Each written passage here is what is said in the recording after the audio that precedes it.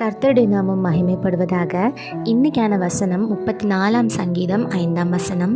அவர்கள் அவரை நோக்கி பார்த்து பிரகாசமடைந்தார்கள், அவர்கள் முகங்கள் வெட்கப்படவில்லை.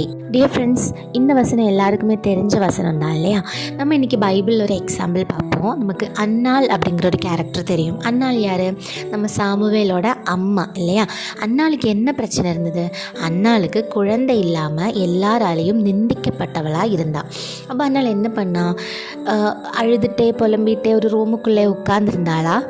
இல்லை. அவங்க என்ன பண்ணாங்கன்னா, கர்த்தர்கிட்ட போய் ரொம்ப சின்சியராக, ரொம்ப ஆத்மார்த்தமாக கர்த்தர்கிட்ட அழுது ப்ரேயர் பண்ணி அவர் முகத்தையே நோக்கி பார்த்துட்டு இருந்தா.